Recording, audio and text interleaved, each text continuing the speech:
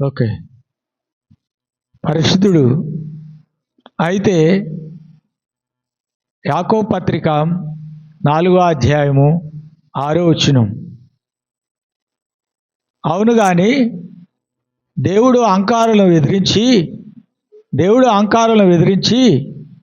దీనులకు కృప అనుగ్రహించెను.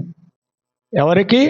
దీనులకు దేవుడు కృపను అనుగ్రహిస్తాడు. కాబట్టి ఎవడు ఈ లోకముతో స్నేహం చేయగోరునో వాడు దేవునికి శత్రువగును. విరోధియగు అపవాది ఎవరిని మింగుదునా అని గర్జించు సింహం వలె వెతుకుచూ తిరుగుతున్నాడు. కాబట్టి సమయం పోనీయక సద్వినియోగం చేసుకొనండి. అజ్ఞానుల వలె కాక జ్ఞానుల వలె నడుచుకొనండి అని ప్రభు వాక్యం తెలియజేస్తుంది. అలాగనే రోమాపత్రిక 12వ అధ్యాయము 2వ వచనం, మీరీ లోక మర్యాదను అనుసరింపక అనుకూలమును సంపూర్ణమైన దేవుని చిత్తమేంటో పరీక్షించి తెలుసుకొనండి. మీ మనసు మారి నూతన మగుట వలన రూపాంతరం పొందండి అని ప్రభువాక్యము సెలవిస్తుంది. కాబట్టి అలాగనే లూకా సువార్తలో 22వ అధ్యాయము 21వ వచనం, నన్ను అప్పగించువాడు నాతో కూడా ఈ పాత్రలో చేయి ఉంచుతున్నాడు. కాబట్టి వారందరూ కూడి భోజనం చేస్తుండగా ఆయన అప్పగించు వారు ఎవరో అతను ప్రభు ఒక ముక్కను ముంచి ఇస్కరియోతు యూదాకు ఇవ్వగా అతడు ఆ రొట్టె తీసుకొని వెళ్ళిపోయాను. వెంటనే అతడు వెళ్ళి ప్రభువుని 30 వెండి నాణ్యములకు ప్రభువుని అమ్ముకున్నాడు. కాబట్టి ప్రభువుని ఆ విధంగా అమ్ముకొని ద్రోహం చేశాడు.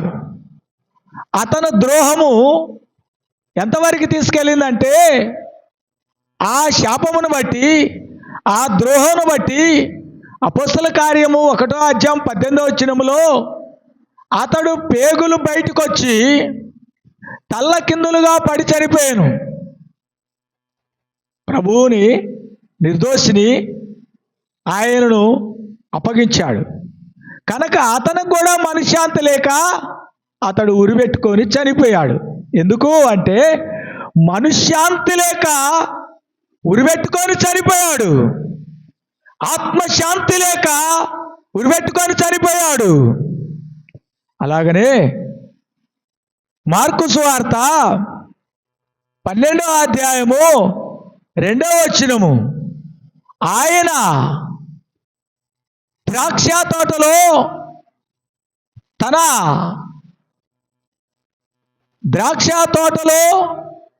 తనకు రావాలని తన దాసులను పంపించగా ఒక దాసుని అవమానపరిచారు. అలాగనే ఇంకొక దాసుని పంపగా తలను గాయం చేశారు. అలాగనే ఇంకొక దాసుని పంపగా అతనిని ద్రాక్ష తోట ఎలపలకి గుంజి అతన్ని చంపివేశారు. కాబట్టి ఇక్కడ ఆ ద్రాక్ష తోట యజమాని తన పొలమును గుత్తకిచ్చి, ఆ తోటను గుత్తకిచ్చి వెళ్ళినప్పుడు తనకు రావాలని అడిగినప్పుడు, తన దాసులు అడిగినప్పుడు కొందరిని అవమానించారు, కొందరిని చంపివేశారు, కొందరిని అవమానించారు.